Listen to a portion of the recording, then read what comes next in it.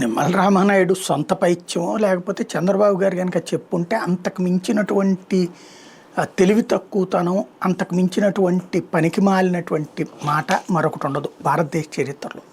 ఓ రకంగా చారిత్రక తప్పిదం చేసినట్టు. ఒకప్పుడు ఇలాంటి తప్పే చేసి రాయలసీమ ప్రజల చేత చేత్కరించబడింది తెలుగుదేశం పార్టీ.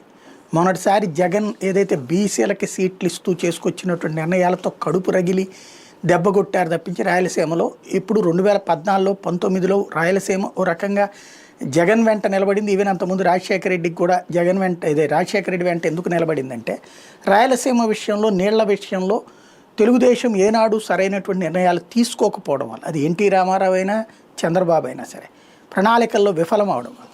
ఇప్పుడు పోతిరెడ్డిపాడు వాస్తవంగా మనకేంటంటే ఉమ్మడి రాష్ట్రంలో విడతీసి చూస్తే 3 రీజియన్స్గా తెలంగాణకి 299 టీఎంసీల నీళ్లు వినియోగించుకునే హక్కులు ఉన్నాయి.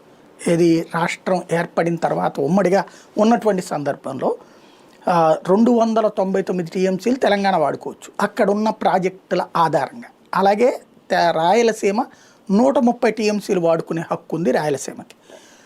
500 టీఎంసీల 550 టీఎంసీల దాకా వాడుకునే హక్కు ఆంధ్రాకు. ఇది ఒరిజినల్ లెక్క. నదీ పరివాహక నిబంధనల ప్రకారం అయితే మనం 600 టీఎంసీలు మాత్రం వాడుకోవాలి టోటల్ ఉమ్మడి ఆంధ్రప్రదేశ్లో, ఎందుకంటే ఈ నదీ పరివాహకం లెక్క చూసుకుంటే కనుక.